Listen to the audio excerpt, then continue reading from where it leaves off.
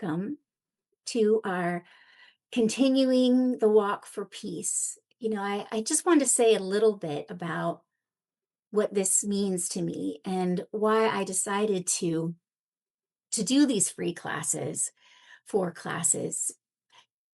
Well, I had been following since almost the beginning of the monk's walk. And I was so touched. I mean, I've laughed, I've cried. I especially love it when they are welcome into a small southern town on the back of a flatbed truck. Flatbed is the stage, which is, because I'm in the South, okay? I'm in Florida. So I know that is like rolling out the hospitality. And I loved it so, so much. It made me so happy to see it affecting so many people in a positive way and people getting inspired. And then one day I was looking actually for what happened to Aloka, like why the dog needed surgery. So I was looking through the comments trying to figure out why, if I could find the answer to that. And I was seeing all these people saying things like, I don't want this to end. I'm really dreading the end of their walk. How are we going to keep this alive? And it really moved me. And I thought, I can help keep this alive together. We can form a little community that keeps the walk going inwardly, um, a inward offering of peace. So that is basically what I imagine for us, because I feel like those of you who have been inspired and also took the step to sign up for this course, to me, you are the ones holding the banner, carrying it on, right? You are the ones responding to the lead monk, Venerable Pannakara. You're responding to this thought and this wish he had that for the rest of our lives, we'll keep walking this path of peace, the whole rest of our life. And if you are responding to this call, it's as if you are the peacemakers. I feel like that you are the peacemakers. We are responding to the call of peace. And I think what the Venerable Monk meant by that is that we practice peace for the rest of our lives, finding a deep inner peace that is eventually rarely shaken, but eventually unshakable. Could you imagine going through even a whole day completely peaceful and happy, just going around all day? Well, I've been teaching Buddhism for 23 years and studying for 26, over 25 years. I've been studying Buddhism and practicing, and then teaching for 23. And I can definitely say that the teachings can help you become more peaceful and happier. I think that's all we're looking for, right? We just want to be happy. Like we think happiness is the new car or a new house or a new girlfriend or boyfriend. It Happiness seems to be in some outside thing that if we only could get it, if we could only attain it, if we could only be a little bit richer, a little bit thinner, a little bit this, a little bit that, then we could finally be happy. But in reality, what the Buddha taught is that happiness is an inside job. Happiness is an inner feeling, isn't it? It doesn't actually exist in that donut. It appears to be an object of pleasure and happiness. It doesn't really exist. It's not like they stir it in the ingredients. Like gotta stir it, and then you taste it, and you're like, oh, it's transferring to me. No, in fact, not. Happiness is something that lights up inside of us. It's a mental state. And because it is a mental state, what could its causes be? Can a material object like a car or a house or a fancy ring or diamonds, those are outside external things, not internal things, mental phenomena. And because our mind is mental, it's a mental inner phenomena.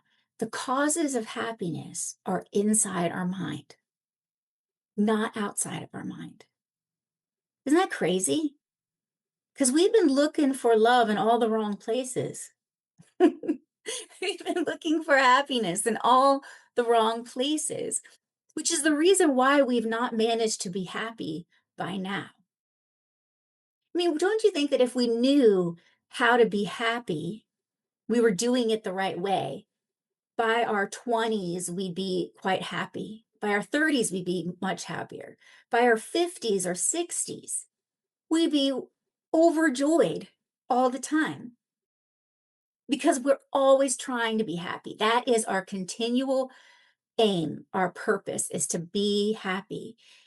So we're not doing it the right way. That's what this can tell us, that we've been trying to be happy in ways that do not produce happiness because we're not working on the right thing.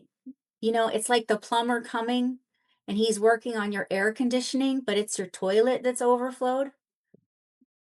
It's the wrong thing. We've been working on making the outside conform to our wishes. The house, the boat, the children, the people, the clothes. But in reality, it is inside. That's where the job has to be done. And so we're going to work on becoming more peaceful. For one, for our own happiness and peace. But also, Venerable Pannakara said this, which I think is very true and very profound. He said, without peace in our hearts, there will never be outer or world peace. We cannot have world peace until we have people who are peaceful. And a majority of people, because think about it, if you say, oh, that family is really peaceful, they have a very peaceful family, harmonious family. They have a peaceful work environment. The office is very peaceful, harmonious. They have a peaceful neighborhood. Everybody gets along. They have a peaceful HOA. Everybody loves each other. We know that's not the case right now, but you see, when you call something peaceful, it's really saying that the members of that community are peaceful. The members are peaceful. And so on earth, we would need to be a community, a group of human beings that have inner peace. Because we have inner peace, we can share outer peace. Right now, because living beings don't have inner peace, we can't share outer peace. We don't have it to share. We want it. Clearly, when we saw all those people following the Buddhist monks, we know people want to be peaceful. They don't want to worry. They don't want to feel guilty or have lots of regrets. They don't want to mess up their relationships. They don't want to do things that are harmful to themselves or to their families. They don't want that. We want to be happy. And so I think Buddhism is all about giving you the tools to create that inner peace and to be happier, little by little. But I can say in 25 years of practicing, of teaching Buddhism, and then I was even on a teacher training program for 10 years, studying in a real traditional fashion, that I have become more peaceful. And my relationships, like my personal relationships, have gone from being sometimes unpeaceful, riddled with PMS, just riddled, to being more and more peaceful until they're very, very peaceful. And why? Because I'm peaceful, more and more peaceful inside. And because I can maintain my peace, I help others maintain their peace. I'm not rocking the boats, if you will. Buddha said once in a sutra about insults, the insult sutra. Buddha has lots of sutras that are stories. So this story is about a monk that came and was criticizing Buddha, just criticizing, he was telling him off. He was taunting him. He was ridiculing him. And Buddha said to him, "Do you ever have guests come to your house?" And the man said, "Yes, I do sometimes have guests come over." "And when they come over, do you offer them something to drink or something to eat?" "Oh, yes, sometimes I do. I often offer them something to eat and drink." So Buddha said, "Well, what if they refuse? They don't want any of your food or drink. Who does that belong to then?" And the man goes, "Oh my gosh, it still belongs to me." And he knew where Buddha was going with this. He says, just like me not accepting those insults, not reacting to them, not reacting to taunts or criticism, then that harmful, hurtful speech doesn't affect us inside and it remains with them. Buddha said, it's all yours. All those criticisms, it's all yours. Doesn't even have to do with us. And then the man was like, wonderful. Wow, this is so smart. I love this. And he went along and he became one of Buddha's followers, a monk. Well, what he said too in that sutra was, if you don't respond and react to someone insulting you or criticizing you, you work for the good of both. You work for their good and you work for your good, working for the good of both. And I think that for us, working for inner peace is working for peace in this world. That was the collective inspiration, I feel. Do you guys think so? We want peace. This is what this incredible 2,300-mile journey of these Buddhist monks did. They showed us that above everything, above differences in politics, race, gender, socioeconomic levels, beyond all of it, we want peace. This is what brings us together. We want to be peaceful so badly. Do you guys all want to be peaceful and happy most of the time? I know, right? And then you have that to offer others. You work for the good of your family. You work for the good of your coworkers. They're going to love it if you become more peaceful. Think about if you just become 10% more peaceful so that you don't instantly react to that person who's hogging the copier. Or you become, 50% less reactionary to the boss giving you feedback or criticism. Oh my gosh, everyone will be lifted up. Everyone that surrounds you will be lifted up. Isn't that amazing that we can actually make a difference, at least in our smaller communities? But it's not just the smaller community, it's making a difference in the world. You show that example, and then they say, what are you doing? What are you up to? Why you look so happy? What do you got going on that I don't have? Oh, I'm just practicing meditation and a little Buddhist teachings. I'm not a Buddhist, you can say, but I do practice the way of life, and I am so much happier. And they go, oh my gosh, I need a little of that peace. And we create the causes to spread peace by our example. You are the peacemakers. And I think if we believe and we decide we'll take on that responsibility, I am a peacemaker, that changes the way we live in the world. It changes what our purpose is. Our purpose may have up till now been solely about ourselves and our family. Like, I'm in this world to support my children, my wife, my husband.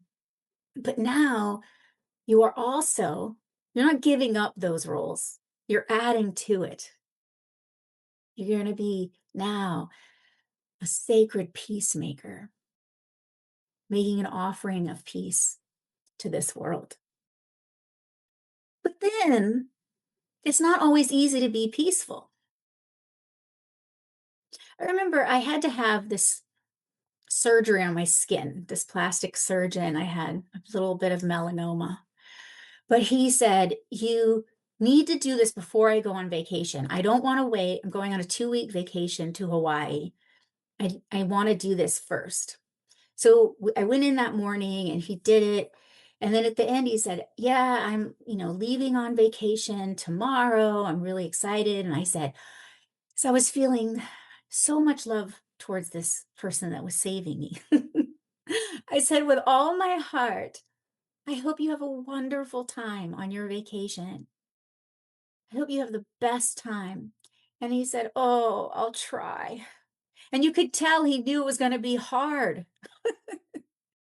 It was going to be so hard to be in this paradise for 2 weeks where you don't have to work and all you have to do is scuba dive or like swim with the manta rays or, you know what I'm saying? You tanning. But actually, because we take our own mind with us on vacation, we can't be sure we will have a good vacation.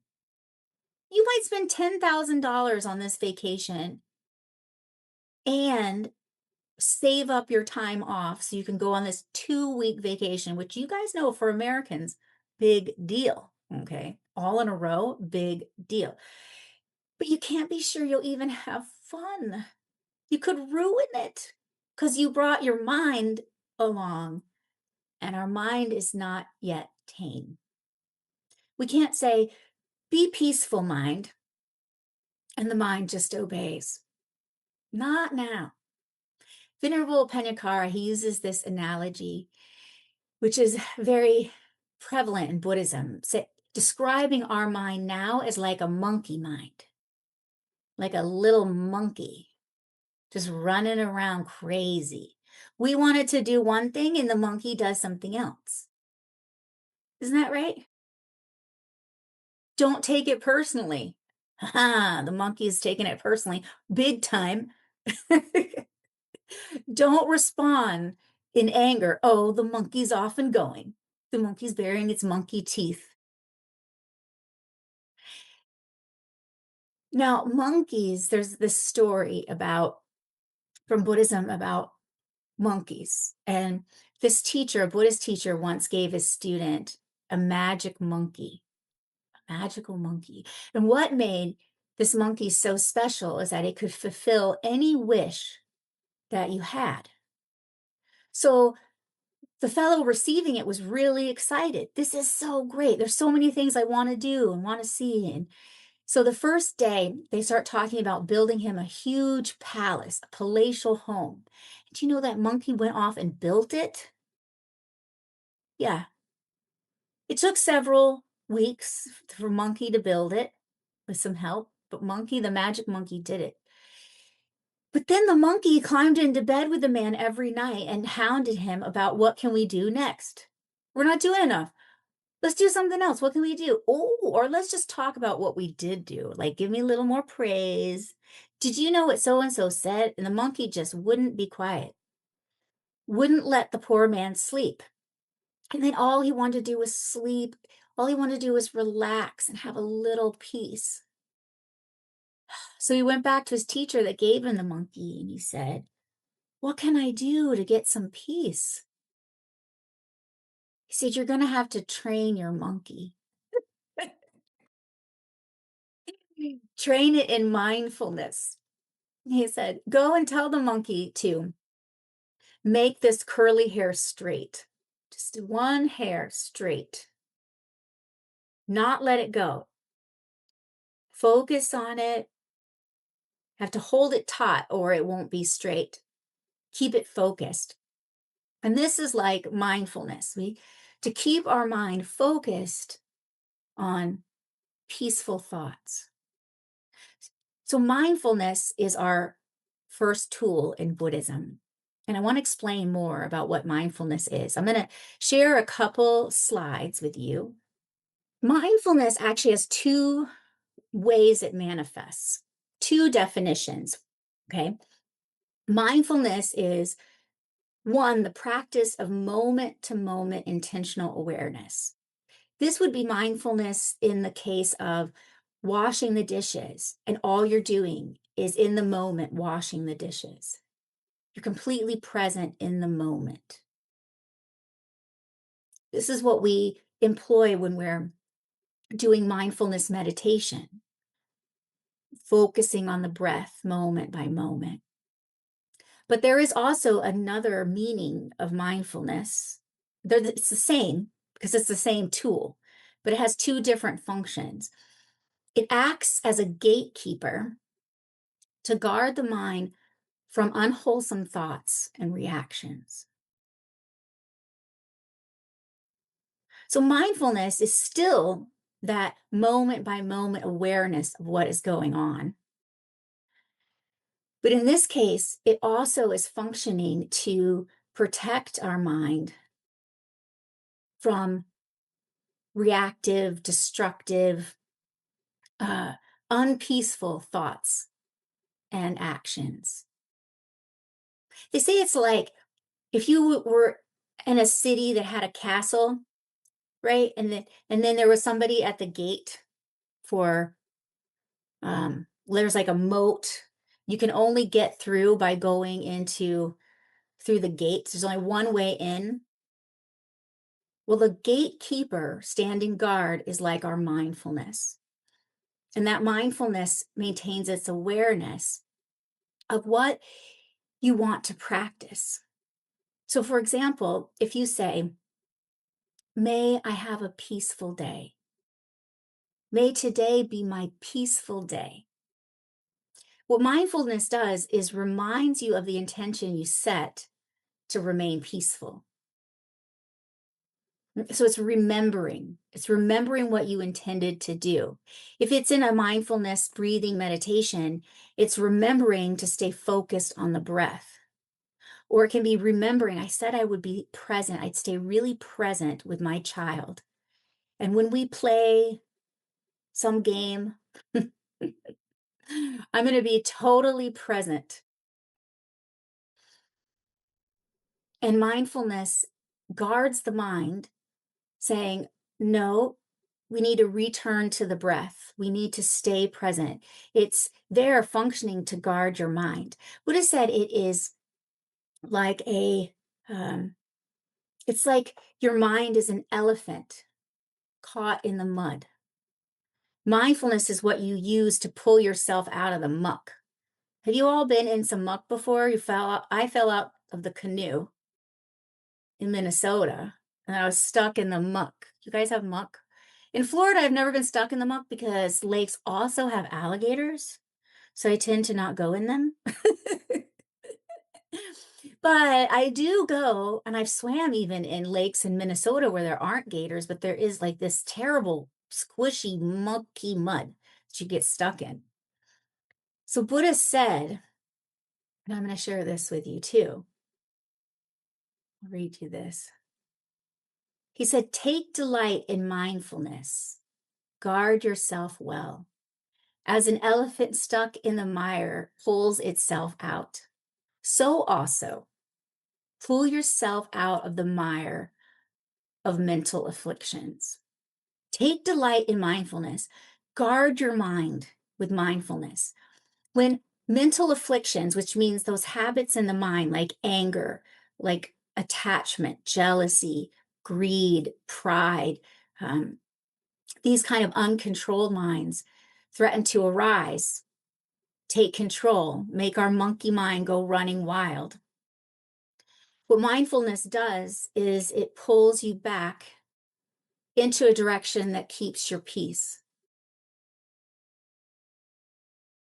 So there's two ways your mind can go when you experience an unpleasant feeling.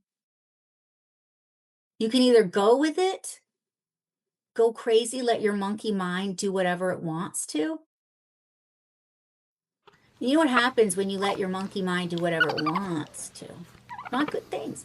My friend has a monkey, so this analogy is really poignant to me because he has this tiny monkey, and he came over to my friend's house, and he was this monkey like this, like maybe 10 inches tall, okay, just running around, no diaper. You often see these little monkeys in diapers if they're in the house, right? A pet monkey. No, this little monkey seemed so well behaved, but he's jumping around everywhere.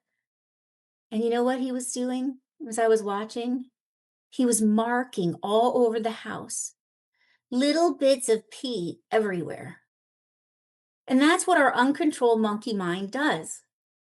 A little bit of a little stain here on our relationship, a little pee there to make that time at work not smell so good. A stinky mind we end up with. We don't control that monkey mind. Now, to control our mind with mindfulness, typically in Buddhism, what we do is we observe the mind and see when we're about to become unpeaceful. Like there's a disturbance in the force.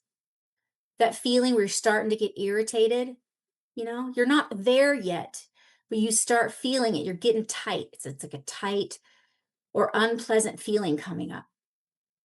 So mindfulness would be watching and go, oh, I'm headed down the road of getting angry. My monkey mind is starting to bare its teeth, just a little growl, like it's going to go there. The monkey is going to go there and do some regrettable things. But instead, you can lead your mind in a direction of peace.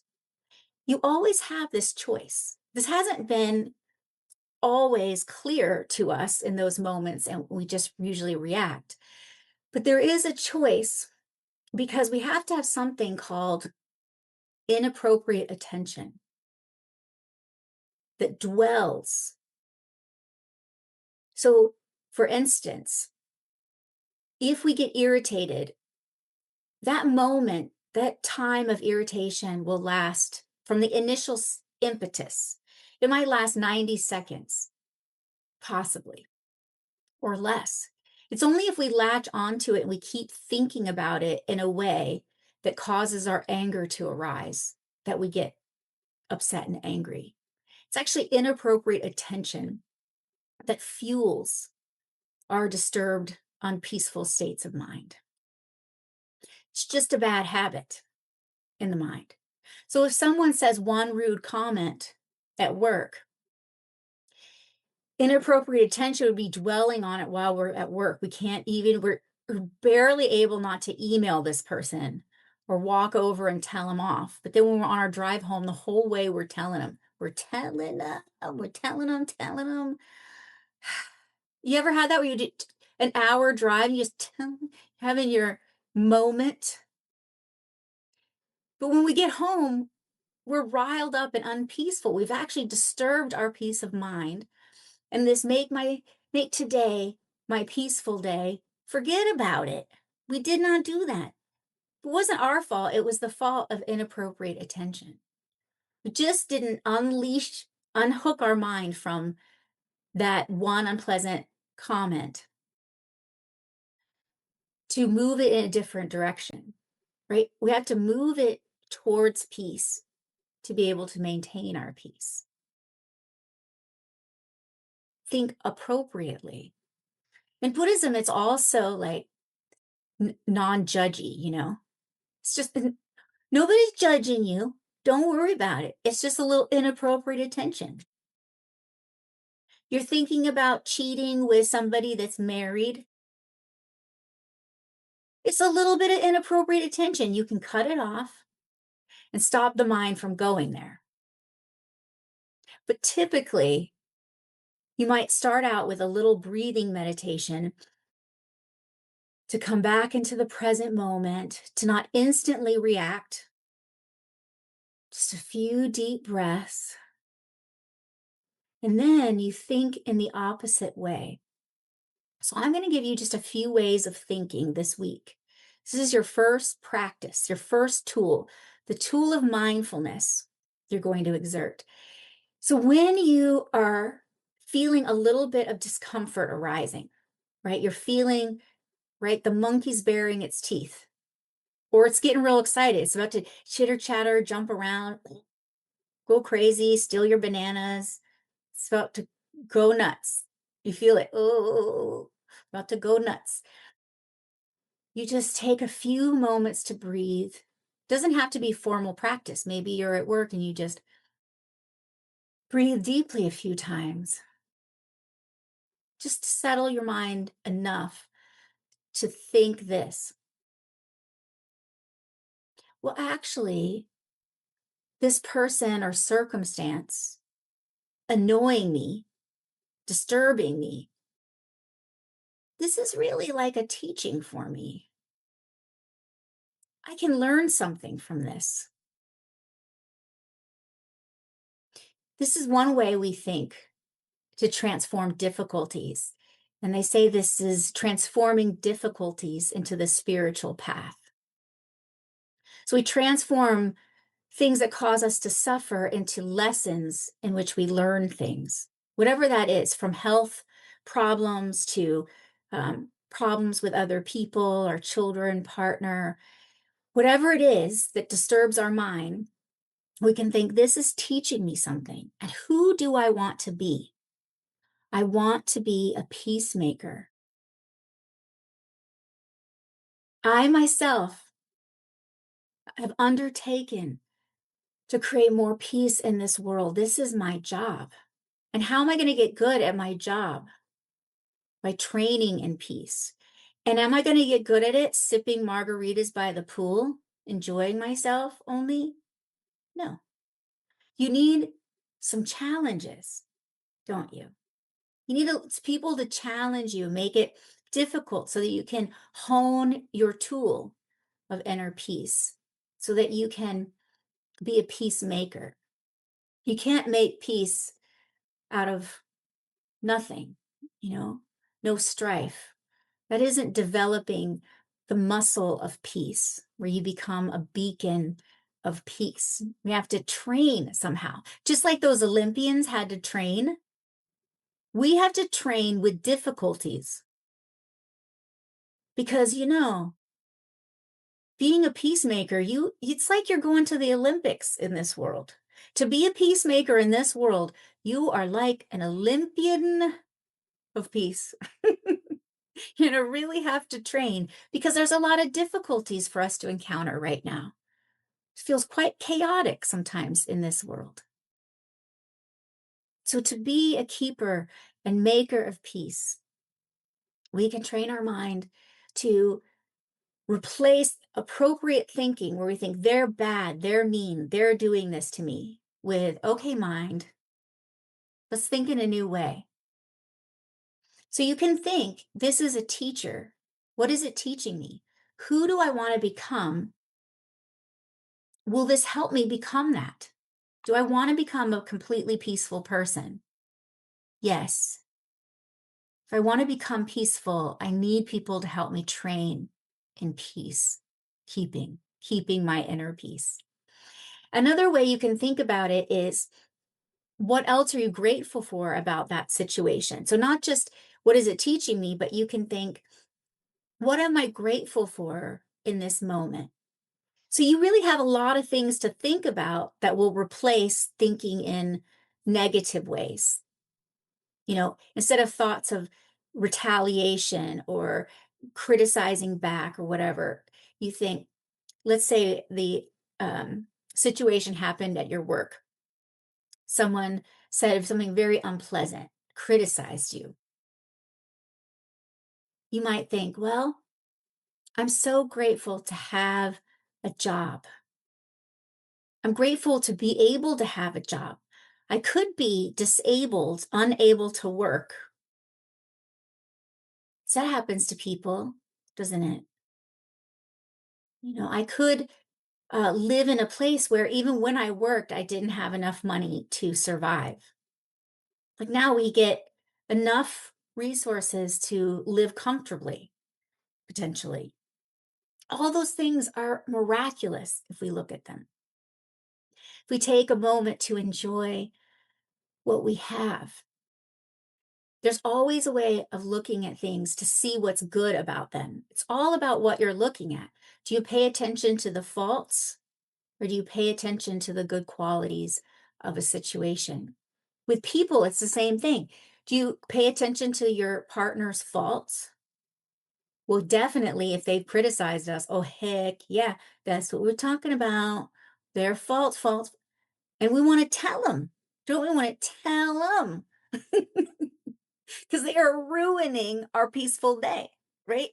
Listen, I said today is my peaceful day, and you are messing it up big time. Let me just tell you how. No, in this case, we realize peace and happiness is an inside job, and we can instead focus on their good qualities.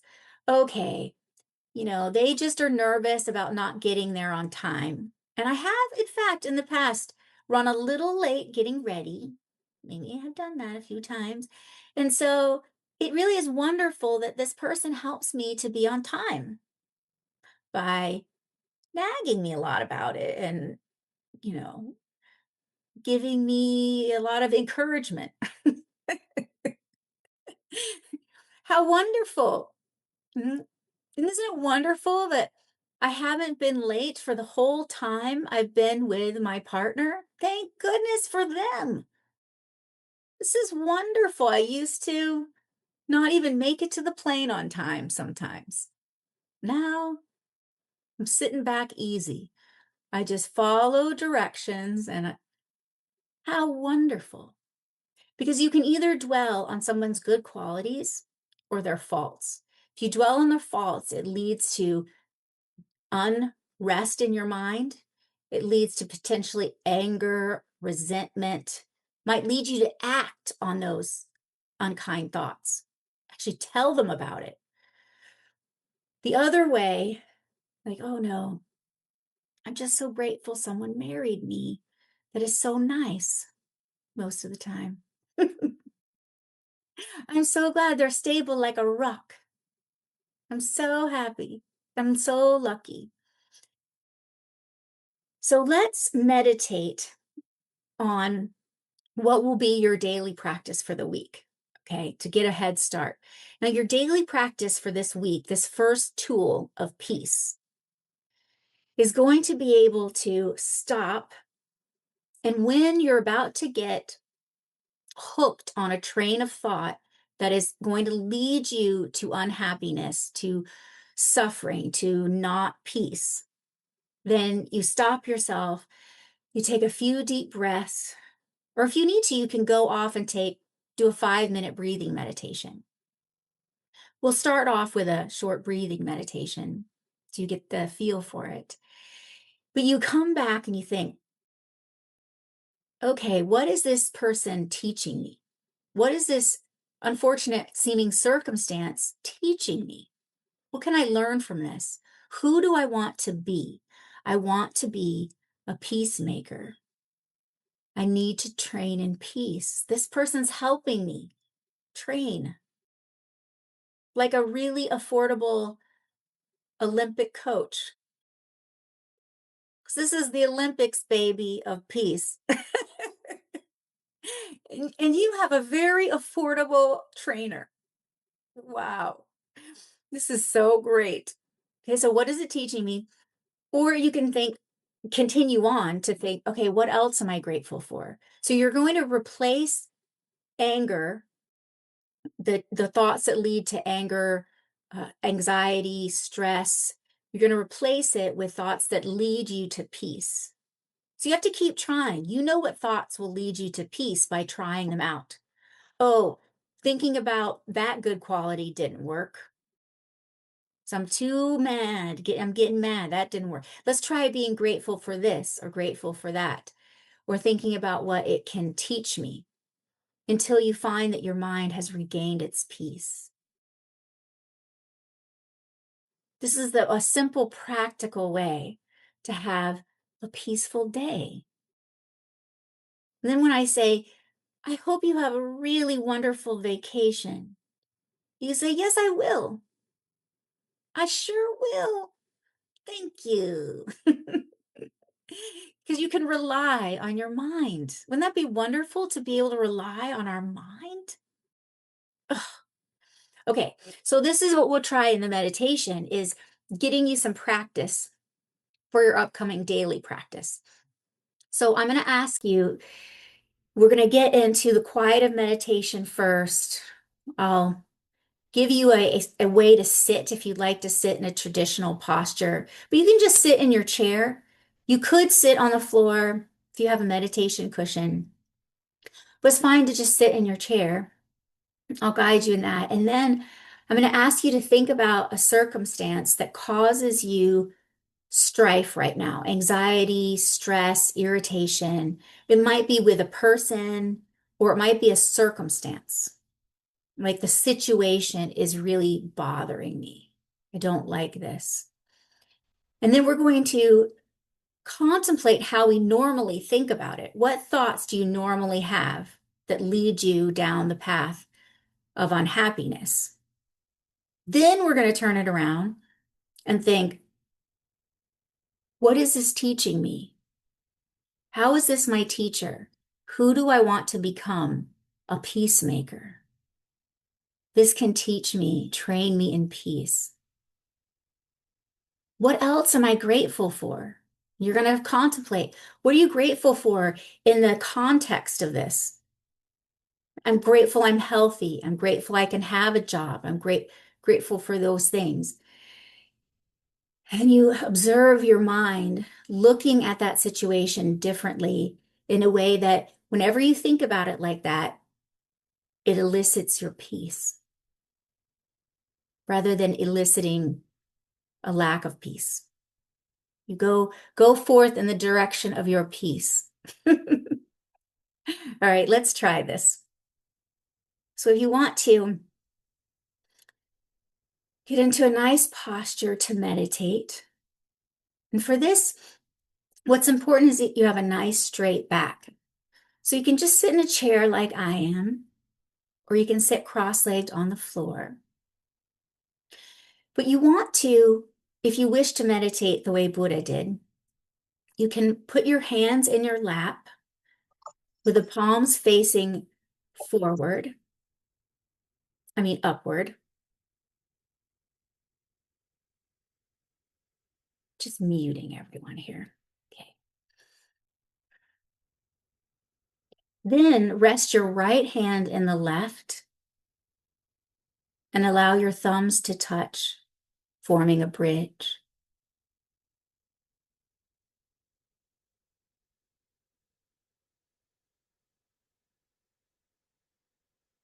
Close your eyes.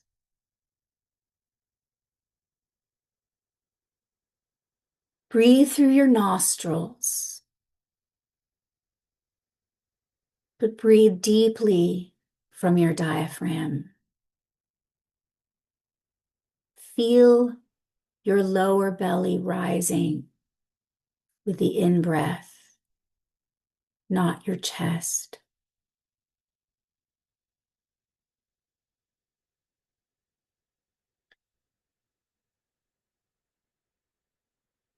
Spend a minute focusing on the breath to relax your mind. To do this, notice the sensations of your breath at the tips of your nostrils when you breathe in.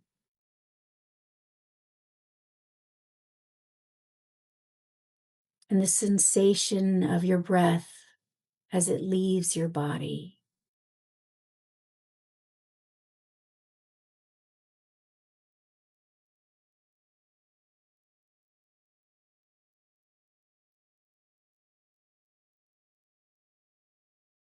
Focus on your breath, entering and leaving your nostrils with moment by moment awareness.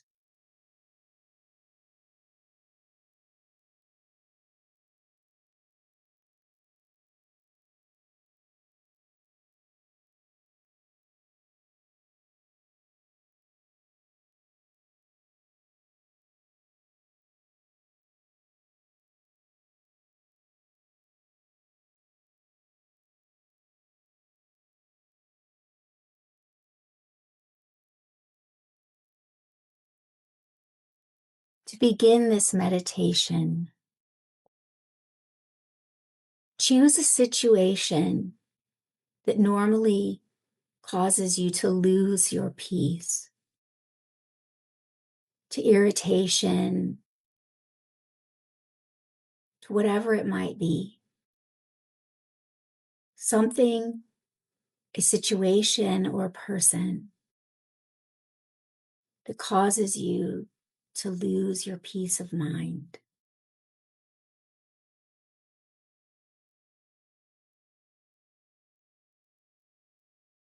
How do you normally think regarding this person or situation that leads you to lose your peace?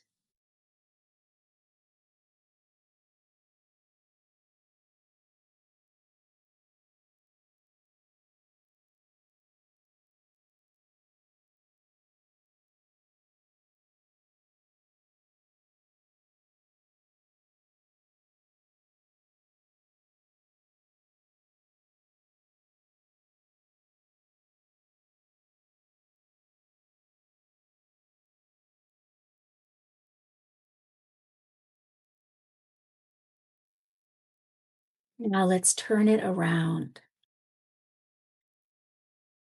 Generate thoughts that lead to peace.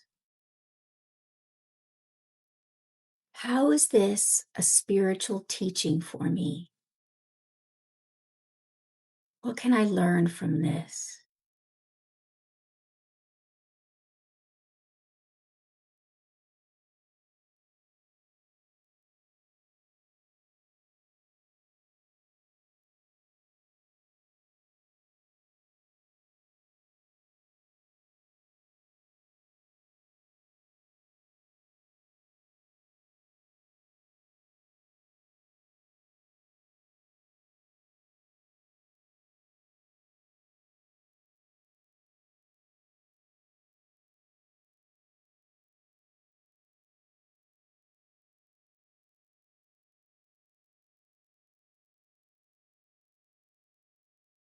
Who do you want to become?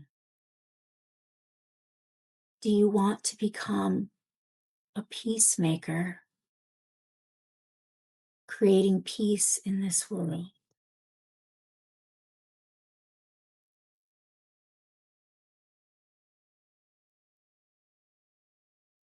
If so, this is what can train you in peace.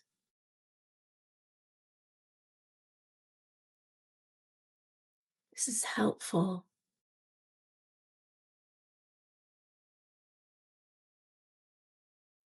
So you can ask yourself if this is true to you. Is this true that this can help me train in the causes of peace?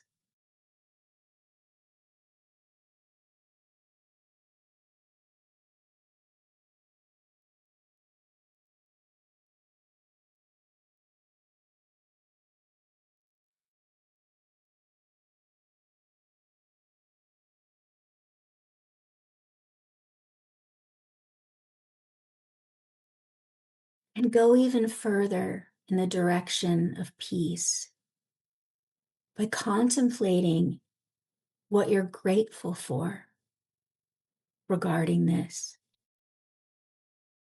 What in your life are you grateful for in this context?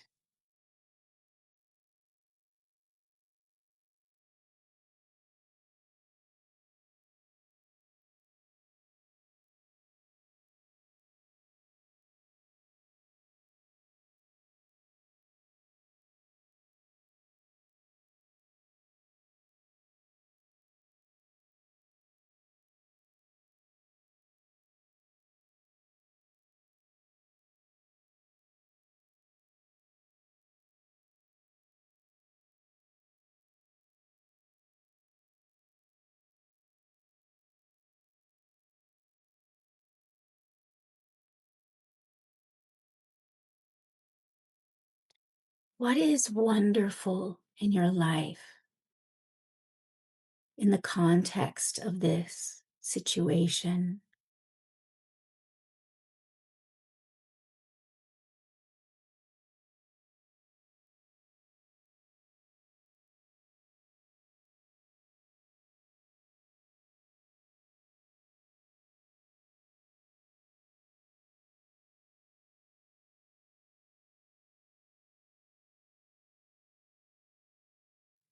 And now we can conclude with a determination, a promise to yourself, a peacemaker.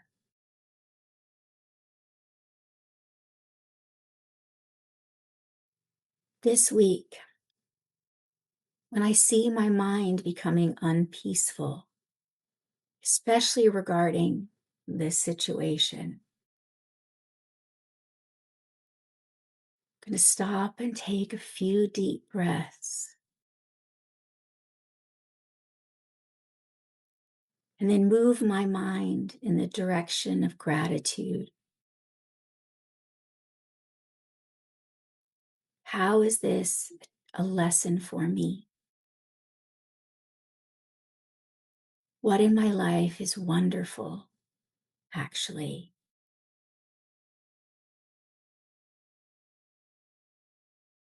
So please make this determination in your heart and hold this promise for a few moments. I'm going to become aware of when my mind is becoming unpeaceful. I'm going to move it in the direction of gratitude and peace.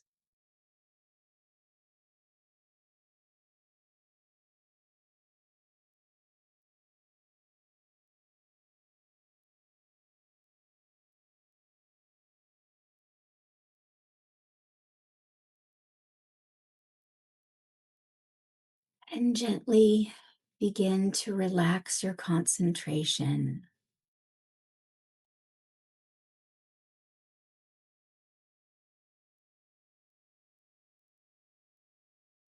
And slowly arise from your meditation.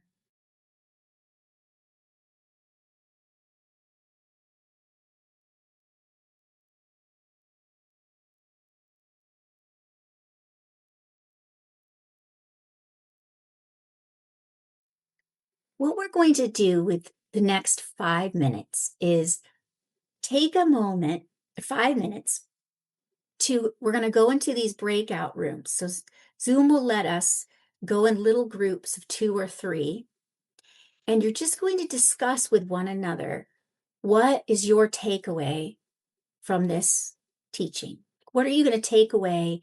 What was meaningful to you? Just share your wisdom. Introduce yourselves, of course.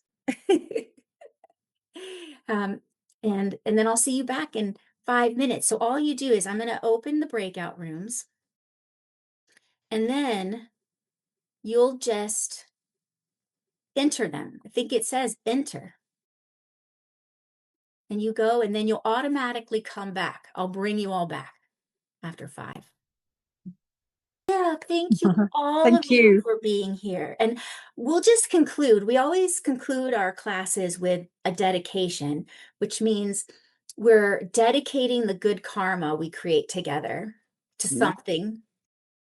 And we're going to dedicate it to peace in this world, peace in the hearts of living beings, peace in this world, and peace in the hearts of our little community. We're going to wish for our peace as well. Okay, so you can put your hands together if you want to. It's like a little namaste. And I'll guide this. We dedicate the good karma we created together today to peace in the hearts of our little Sangha, our community we're forming now. May all of you have growing inner peace, a peaceful week, a peaceful life.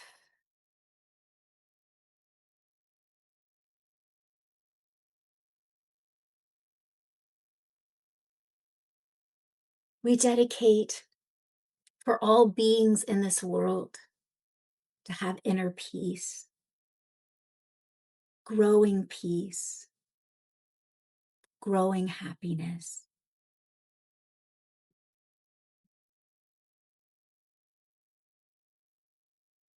And we dedicate for the cause of world peace. May all beings attain inner peace, and this world finally know an outer world peace.